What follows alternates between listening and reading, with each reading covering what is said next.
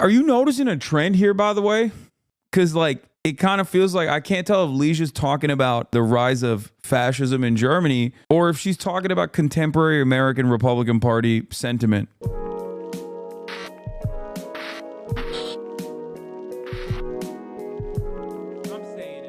Speaking of fascism, Leeja Miller made a video on Trump being a fascist. Let's take a look. Floating island of garbage in the middle of the ocean right now.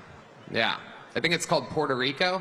Out of character for me to speak at a Nazi rally. I was just in Israel, but I took the gig. As the first Samoan, Malaysian, low IQ, former California prosecutor ever to be elected president, it was just a groundswell of popular support. One more week, y'all. We can do this. Yesterday, Trump held a rally at Madison Square Garden in New York. And honestly, I find reporting on rallies lately to be really boring because, like, yes, Trump said some batty things and then Kamala called him a fascist. Great. That's frankly no longer particularly newsworthy. But last night's rally was a bit different, just in the level of racist, bigoted, hateful vitriol, which was turned up to 11. Frankly, Trump is feeling the heat because Kamala is out fundraising him and she's pulling ahead of him in many polls. So he's leaning into what he does best, saying incendiary things in the hopes that his base will be angry enough to show up in droves on election day. And if there aren't enough for him to win, they'll be angry enough to believe the election stealing lies afterwards and maybe succeed in their coup this time. And this hateful xenophobic rhetoric, combined with his connections to Project 2025 and his calls for mass deportations and attacking the enemy from within. I think the bigger problem are the people from within. We have some very bad people. We have some sick. New York Times reporting the Free Gaza thing, but they're speculating it could be the divert blame. The police said they had not determined a motive for the arson fires in Portland, Oregon, or Vancouver, Washington, but the message of heightened sensitivity of the investigation. That sounds to me like found devices at both scenes marked with the words Free Gaza, according to the two law enforcement officials. Yeah, that sounds like a federal op to me, if that's the case. Like, it's ridiculous. Investigators are trying to determine if the perpetrator was actually pro-Palestinian activist or someone using that prominent cause to sow discord. One of the officials said, speaking on the condition of anonymity. It is, however, too complicated. It's giving blacks rule, you know? Unless what they're talking about is that there was just Free Gaza stickers or something on the ballot box already. No, it's complicated as in, like, I'm thinking who would do some shit like that. Yeah. ABC reported on it and said there's no evidence they're connected, so I don't think it was on the bomb. I mean, if it was on the bomb, how the would they still be able to retrieve that? Anyway, let's continue. Great. Thank you. Oops. People, radical left lunatics. And I think they're and it should be very easily handled by, if necessary, by National Guard, or if really necessary, by the military. Has many people, including Kamala Harris, sounding alarm bells about fascism. Trump even speaks positively about Hitler and is looking for generals with the same level of loyalty as he had. And so while I think comparing politicians and movements to Hitler and Nazis is a bit overblown generally, and I avoid doing it because it should be reserved for when the comparison is actually particularly apt, I think we have reached a point where the comparison is particularly apt. So today we're breaking down the fascist things Trump has said during his campaign and comparing that to Hitler. We all study the Holocaust in school and learn a lot about the aftermath of World War II, but taking a look at the years leading up to the war, the things Hitler said and the way he took power is, let's just say, instructive. Yeah, and it's also definitely underreported for some fucking weird reason. People just don't think about, like, they don't even think logically about how we arrived at Adolf Hitler, like how Adolf Hitler materialized. It didn't happen overnight. It didn't happen out of thin air. It doesn't, like, it's so stupid to look at Donald Trump, who has invoked Hitler on numerous occasions, and just be like, oh, he's not Hitler, shut up. And all the more reason to show up and vote this year for Kamala Harris, whether you like it or not, frankly. Let's get into it. Thank you to my partner on today's video, Lumen. I've been, for the first time in my life, actually prioritizing the health of my nervous system lately.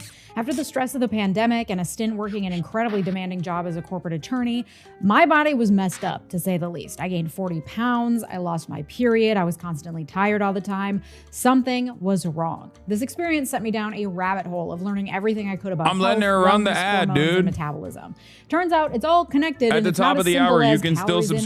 Calories out, and eat more vegetables and protein for more energy. And once you start down that rabbit hole, you'll find a million purported experts online giving you advice That's iffy at best, and it's overwhelming and impossible to know what's actually right for your body. And that's where Lumen comes in. Lumen is the world's first handheld metabolic coach. It's a device that measures your metabolism through your breath. And on the app, it lets you know if you're burning fat or carbs and gives you tailored guidance to improve your nutrition, workouts, sleep, and even stress management. It's so much more than counting calories or tracking macros. Lumen gives you recommendations to improve your metabolic health based on the context of your breath measurement.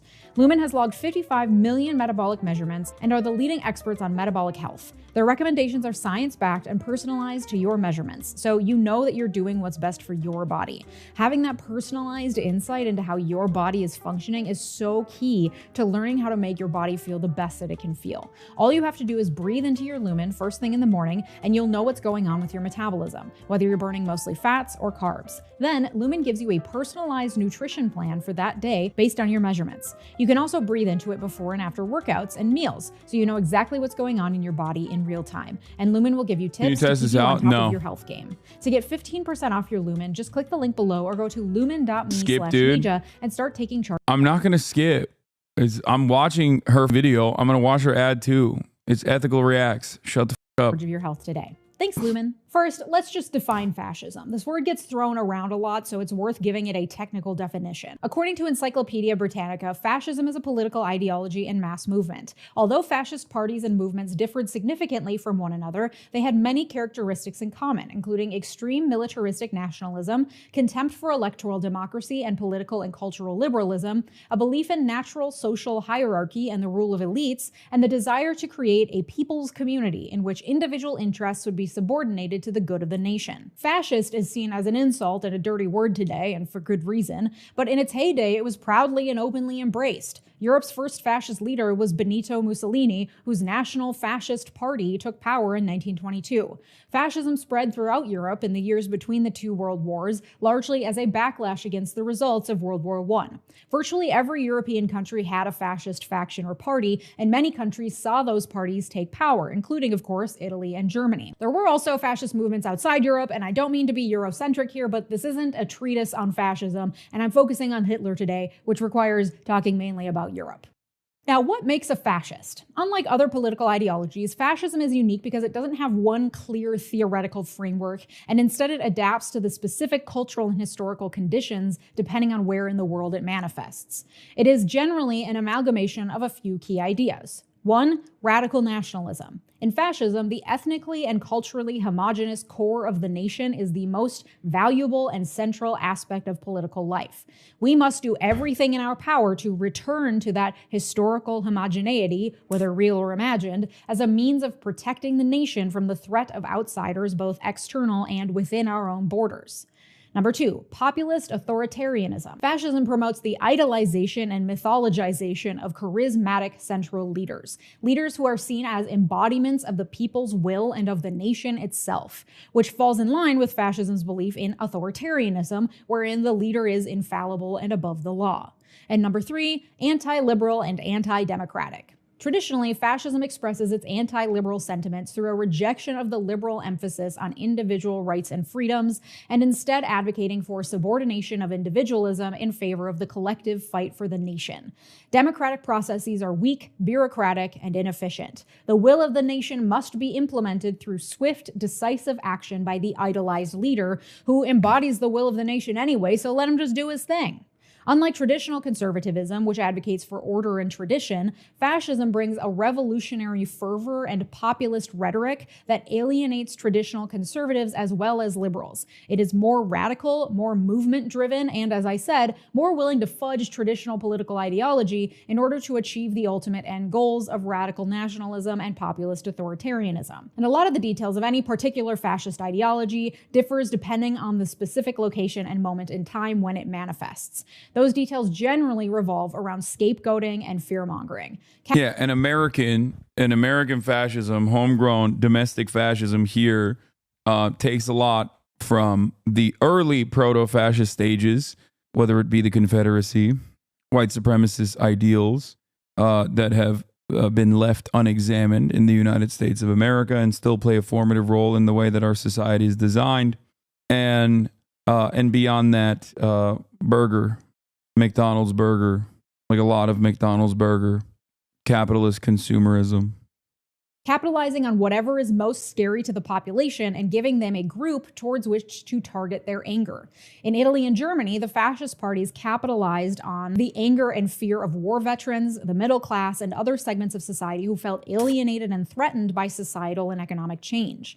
And socialists, who were violent, godless revolutionaries intent on dissolving the traditional way of life, like the Bolsheviks in Russia, as well as Jews, who were allegedly involved in, the massive plot to control banks in the world through an underground network, etc. Yeah, also, just remember that, like, socialism, in the way that the Nazis examined it, was a second Jewish religion. That's the way they treated it, at least. Now, obviously, the real goal was to eviscerate any matter of socialization that was occurring. And a really good way to do that was by dehumanizing Jewish people and then playing the role of, oh, Jews are responsible for this, or vice versa. Yeah, Judeo-Bolshevism. etc. This trope has been around for a very long time.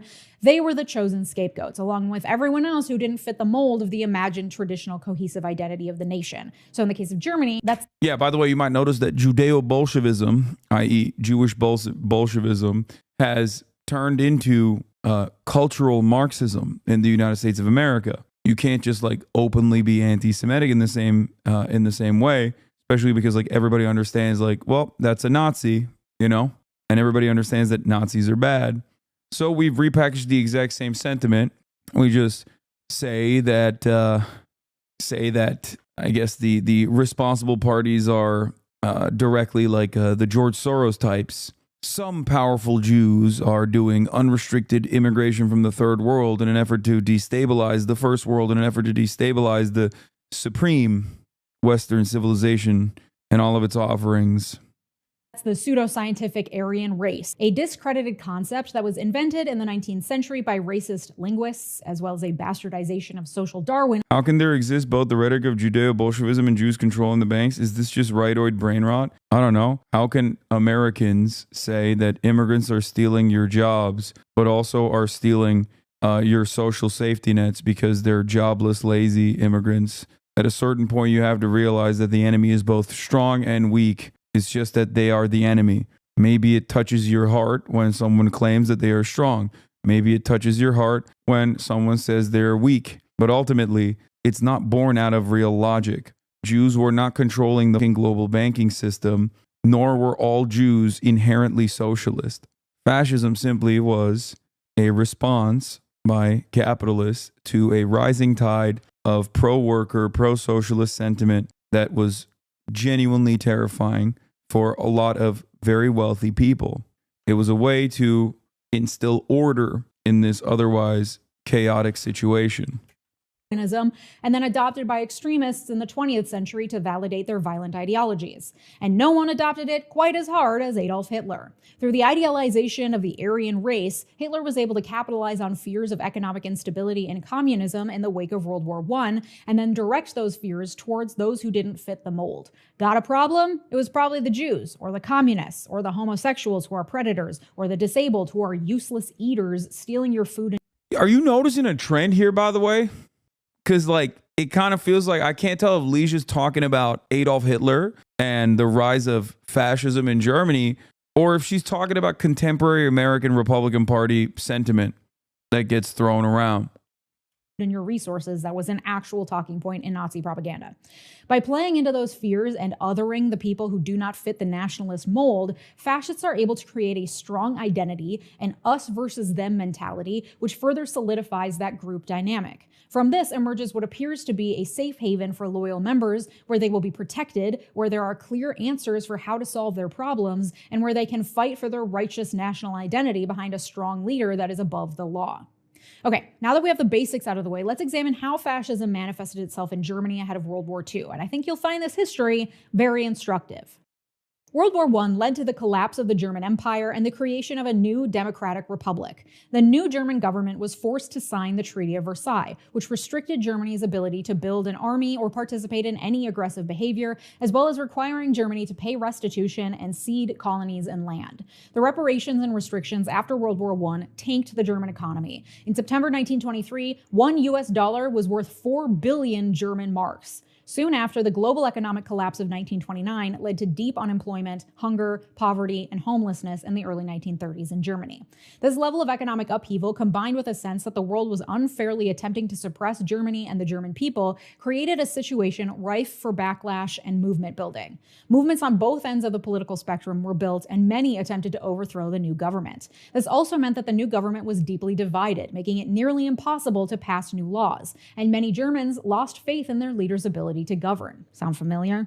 The Nazi Party was one of many new movements that grew out of this post-World War I discontent. And Adolf Hitler, a young wounded World War I veteran, joined early in 1919. The group was impressed with his organization and oratory skills, and he became responsible for recruitment and propaganda, organizing larger party meetings and rallies where he would give speeches that made him indispensable to the party and its growth. In 1920, he developed the party's 25-point program, including pushing for an overhaul of the party structure that replaced the Democratic Committee with a single leader with ultimate control. When this restructuring was rejected, Hitler resigned. After the heads of the party realized that Hitler's speaking and organizing skills meant that without him, the party would flounder, they agreed to his demands and made Hitler the party chairman. In 1923, Hitler led a failed coup attempt that involved a march on the War Ministry building that resulted in violence. 14 Nazis died and 4 policemen were killed. Hitler was later arrested and spent less than a year in prison, where he wrote Mein Kampf. After this failed coup, Hitler realized it would be more effective for him to take over Germany through electoral means by winning democratic support for his party and getting elected to power. So he got organized. He divided the country into regions, which each had a designated leader, then subsections of those regions, which each had a designated leader, and then even smaller sections inside those subsections, also with designated leaders, and each leader answered to the section leader above them, who ultimately answered to Hitler.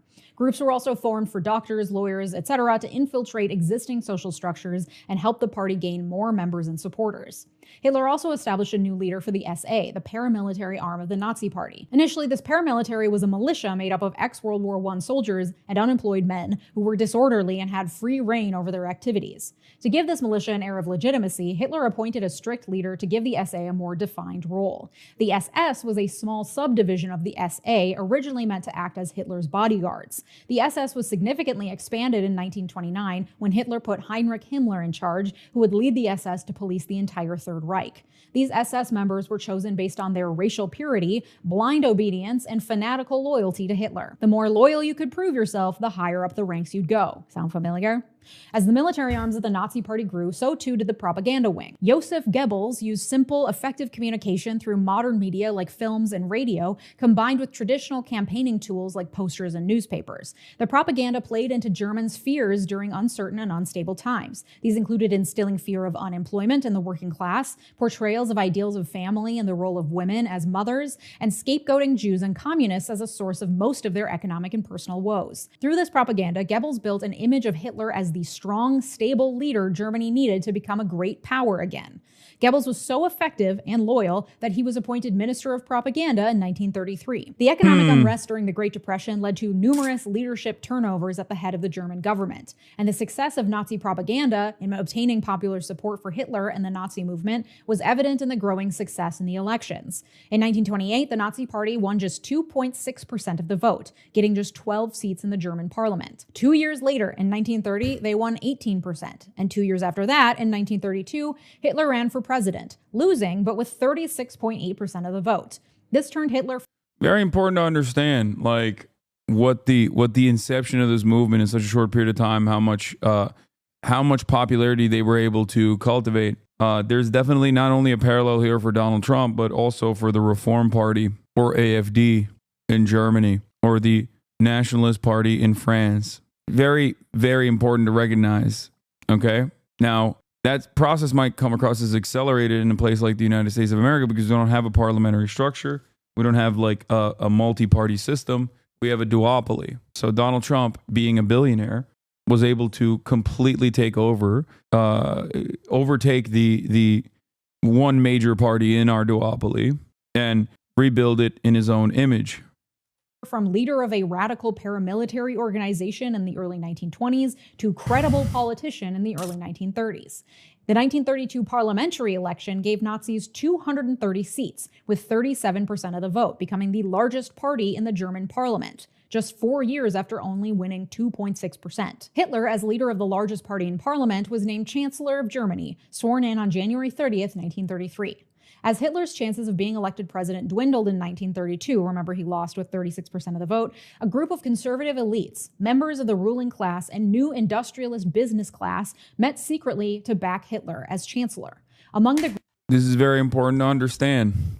Sound familiar? You got some tech CEOs getting together and going, hey, we got our guy in there, Peter Thiel's own blood boy, J.D. Vance. We're kind of on board with that, don't you think? Yeah, they were liberals, by the way. Not every single one of them was like ideologically committed, you know? Group were political leaders and the son of the current president, along with important wealthy industrialists. Their support was vital to Hitler eventually being named chancellor by Germany's president. The idea being that they needed a strong authoritarian power in place to protect their power and money, and they saw their opportunity in Hitler. Sound familiar? But at this point, the Nazis were just one party in a three-party coalition government alongside a non-Nazi president. In an attempt to consolidate more power, Hitler called for another election in 1933 and went on a propaganda blitz to try to win as many more parliamentary seats as possible.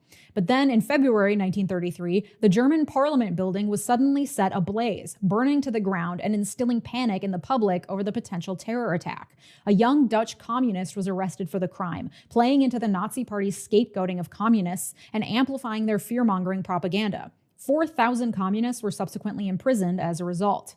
The day after the fire, the president of Germany signed the emergency decree for the protection of the German people. Through this presidential decree, Hitler got emergency powers. The decree suspended basic personal freedoms like the freedom of speech, the right to own property, and the right to trial before imprisonment. This gave Nazis a legal and legitimized basis to persecute and oppress opponents as traitors to the Republic, because people could be imprisoned for no reason.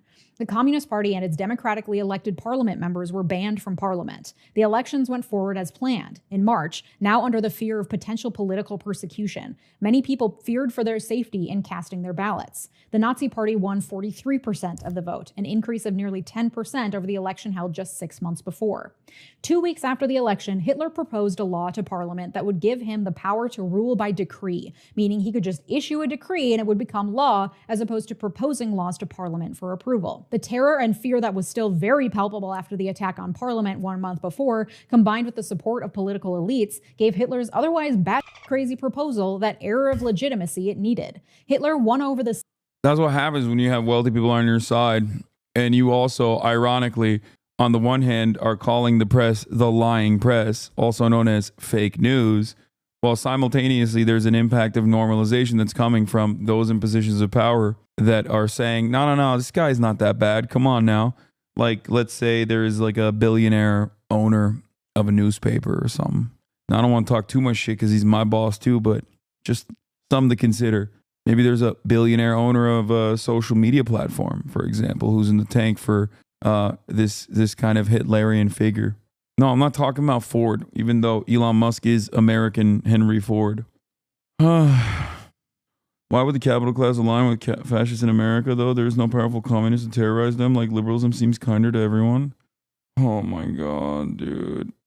Do you really think that it's the communism that is responsible for the rise of Nazism in Germany? That's what you're saying? That's your takeaway from this? It's those dang commies, those dang Jewish commies that forced the Nazis' hand or forced the liberals into aligning with the Nazis?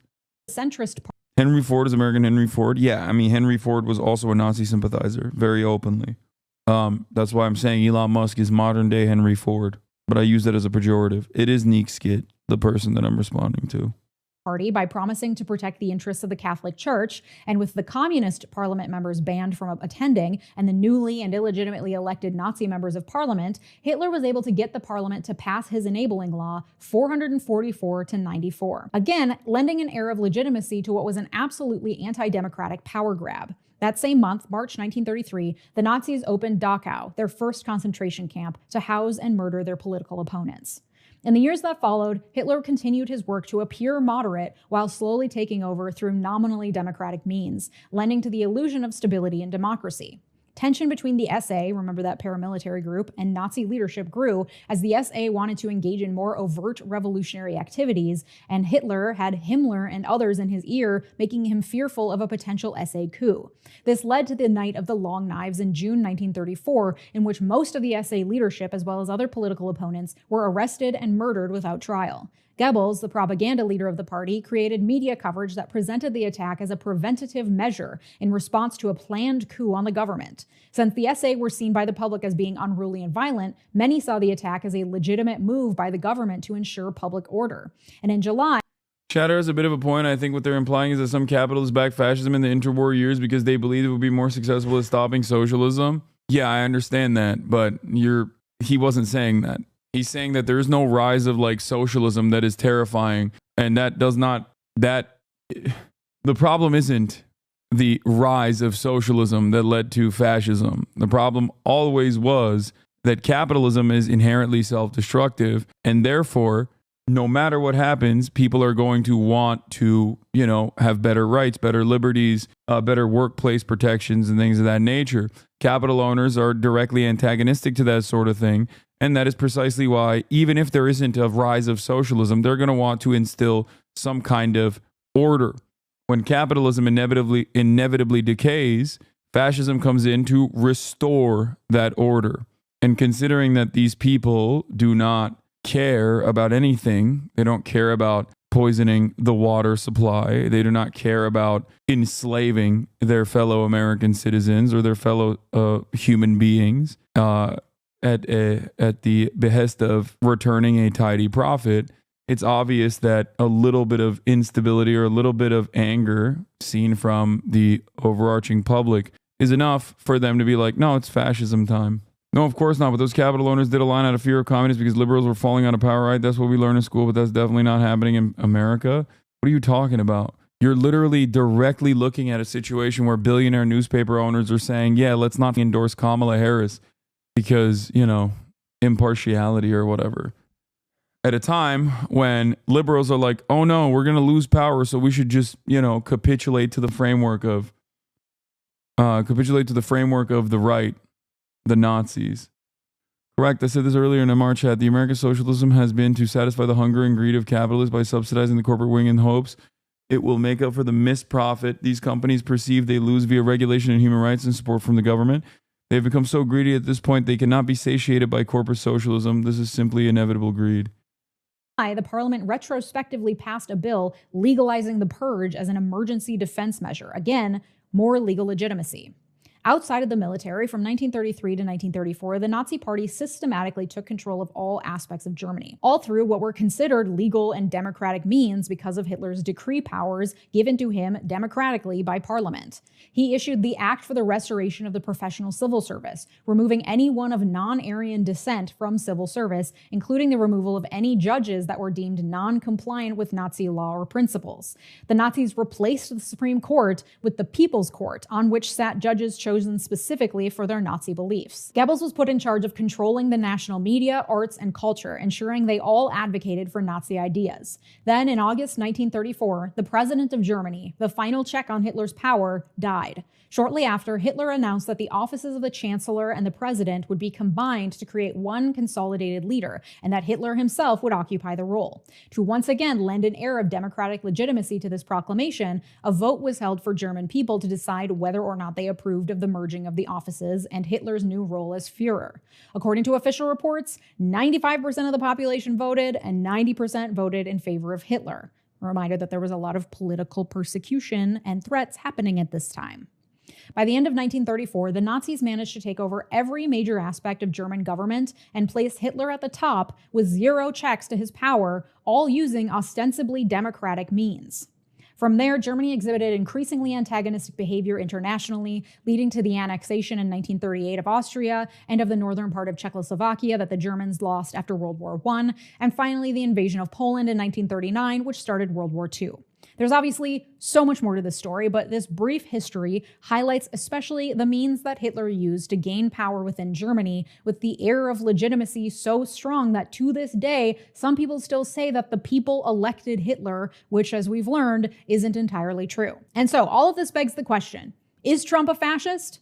Well, I hope based on all of the information I've just shared, it's a pretty clear and resounding yes from you, but let me just connect the dots so it's extra abundantly clear. Let's take the core aspects of fascism in turn. 1. Radical nationalism. Check. Trump's Make America Great Again slogan imagines a made-up past as a vision for a utopian future. And central to that is a shared American identity. What that identity is depends on which group you're asking, but generally that's going to be white, Christian, heterosexual family units. This is made clear by the work Trump and his followers do to attack anyone who doesn't follow that mold. Immigrants, Muslims, trans folks, Black single mothers, anyone who doesn't fit the mold is open for ridicule, with the end goal being a return to this imagined shared identity. Number 2, populist authoritarianism. Check. When asked, Trump's followers, at least the ones who make it in the clips from rallies, indicate a willingness to completely ignore his words and actions, to completely accept his felony record because he is infallible, he is above the law, he is godlike, and he is not to be questioned. They don't care. There's a classic cartoon that shows other convicted felons. There's Gandhi, there's Nelson Mandela, and then there's Trump. Despite his nonsensical ramblings and inability to talk in full sentences, Trump has a charm to him that allows him to win people over and make them feel like he's one of them, despite embodying zero of the same qualities of most of his followers. Project 2025 and Trump himself would have him at the helm of a government stripped of checks and balances, stripped of regulations and government agencies, and stripped of any civil servant who hasn't professed a loyalty to Trump himself. Number 3, anti-liberal. Check. Trump's flavor of anti-liberalism is an example of how fascism is able to adapt depending on where and when it's manifesting. This is America. An outward declaration that people should give up individual freedoms for the good of the collective is a hard sell in the most individualistic country in the world. So anti-liberalism instead manifests itself a bit more discreetly. Yes, we care about freedom of speech, but only the speech of the right people. Yes, we care about freedom of the press, but we sow doubt in the mainstream media and any media that isn't loyal to Trump wherever possible. Yes. Yeah, I mean, he's literally said he's going to revoke the broadcast licenses of corporations, media companies that he does not like. And he said that he's going to jail people for burning the American flag. Hogwatch at MSG Rally Piece by the Daily Show I worked on. Okay, well, I'm not going to watch that right now. Yes, we believe in freedom of religion, but only for Christians. Individual freedoms in Trump's fascism all come with a caveat that render them applicable. Are people stupid saying liberals will be with him? First of all, liberals were with Hitler. She mentioned that as well. When she says liberalism in this circumstance, she's actually talking about the political theory of liberalism, which is, I mean, she even invokes like American individualism as an aspect of liberalism, which is correct. She's not wrong that fascism is inherently anti-liberty, as in no social liberalism, no social progress, no allowance for people to live however they see fit. Okay? This is true. It is a massive aspect. What do you think we're talking about when we talk about abortion bans? Abortion bans are directly a way to target the freedom that women have to make their own choices. It's a way to rip away bodily autonomy from women. Same with anti-gay, anti-trans policies, which, by the way, the Nazis were super on board with as well, for the record, just if you don't know. Like, if you were to not describe the Nazi movement in its conquest and its rise to power, and just not name them Nazis and explain to the average Republican the things that they did without openly mentioning that they were Nazis that did it, the average Republican would be on board with it. It's bar for bar what the Republican Party is trying to do. Yeah, the first book burning ever was trans medical documentation. Hitler also outlawed abortion for white folk, Kaya, because he had concerns about he had demographic concerns for the white Volk German population. Didn't the left literally burn books? What? I have no idea what you're talking about. We're talking about the Nazis burning trans books, like books about trans medicine. only to the group of people who fit into the aforementioned made-up traditional identity of the nation. And number 4, anti-democratic, also check. You hear it in the dog whistles that have been adopted by his followers. We're not a democracy, we're a republic. You see it in Project 2025 and in Trump's own professed plans. Fire civil servants who aren't loyal, replace judges with loyalists, get rid of the administrative state in favor of a concentration of power in the hands of the president who can act swiftly and decisively without the inconvenience of regulations, unchecked by other branches or by the will of the people. And when Trump says he wants generals as loyal to him as Hitler had, that is coming from a place of having studied how Hitler did what he did. Studied may be too strong of a word, as I'm not convinced Trump can read words really good, but he surrounds himself with people who can.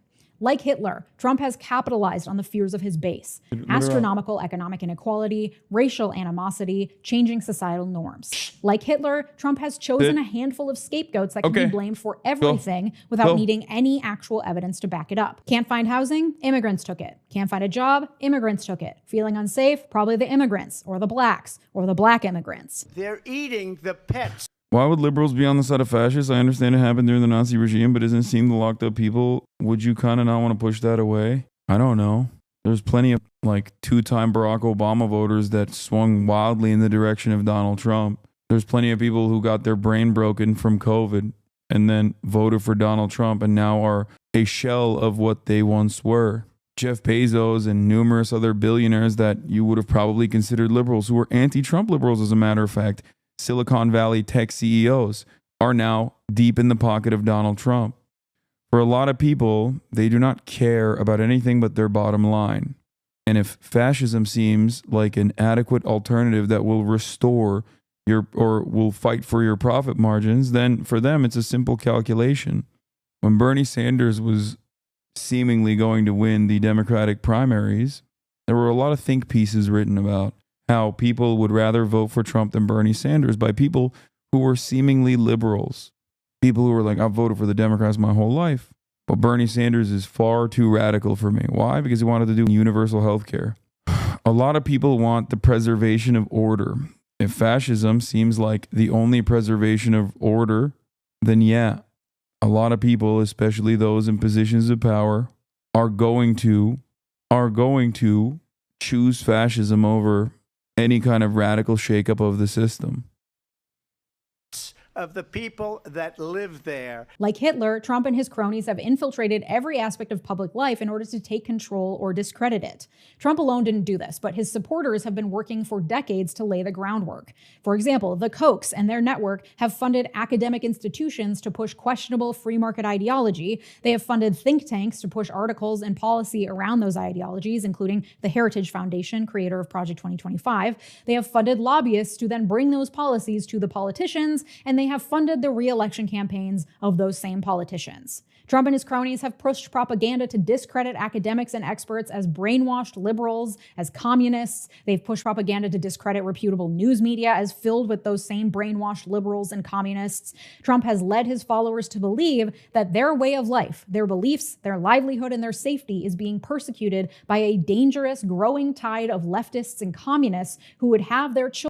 Fake victimhood is such a solid way to get cushy, comfy, cozy pieces of shit on board with your ideology. Christians love talking about their fear of persecution, that like Christians in America are persecuted at every turn. How are they being persecuted in a Christian nation? Oh, that's right, because gay people exist, because trans people exist, because abortions are happening all around them. And it's so wild. Like the fake victimhood is so deeply baked into the American conservative movement in perpetuity. It's, entitled bereavement, exactly. And you see it as a hallmark of most reactionary movements. You see it with Zionists in the United States of America as well. You're absolutely correct.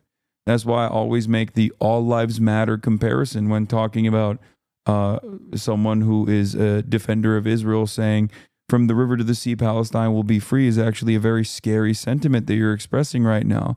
It's no different than the very same reactionary sentiment expressed towards Black Lives Matter, which was met with fear from anti-Black people that turn around and say, well, you're saying Black Lives Matter, Well, how about all lives matter? How about white lives matter? It's very fearful to me that you're saying black lives matter. Those who are in defense of oppression will always look at emancipatory slogans as a dangerous prospect for their future because they want the maintenance of that oppression to continue. And changing that dynamic is akin to death for them. We look at that with our perspective and see it for what it is. It's entitled bereavement, as you correctly pointed out. You know, people want to defend the status quo. If the status quo changes, oh my God, we'll die. And the scariest part of all of this is that there's not really a lot of, there is not really a lot of motion in addressing any of these insanities that are happening all around us on a day-to-day basis. You know what always killed me about the fear of persecution? Christians are taught that if they aren't being persecuted, they aren't following Christ well enough. Children turn trans and pee in litter boxes, give their jobs to immigrants, get rid of all measures of public safety, and suppress their First and Second Amendment rights. Conveniently, danger is closing in from all sides, and the perpetrators are the very people who don't fall in line for Trump. And all of this is cloaked under a false sense of legitimacy because he was elected fair and square once. Fair and square, however, is arguable because he lost the popular vote and voter suppression is very real, but technically he won. And now that he's held power legitimately once, he's willing to use whatever tools necessary while attempting to appear moderate and to be operating within the confines of the law, just like Hitler did, to maintain and consolidate that power. And through populism, propaganda, and fear-mongering, he's managed to convince his followers that it's in their best interest to elect him when it's not. All the while, he's backed by today's version of wealthy industrialists who believe that with him in the White House, their money and power will go untouched and unchallenged. And on the similarities go. Trump is a fascist. If he wins next week, there will be far fewer checks on his power than there were the first time, thanks to the damage he did during his first administration. It is only through a decisive victory that we can hopefully definitively shut down Trump's power, as well as his challenges to the election results after the fact. But hope is not lost. You do not need a time machine to go back and kill Hitler. You can do your part now to vote against fascism in our own era. Go to iwillvote.com to check your registration and set up a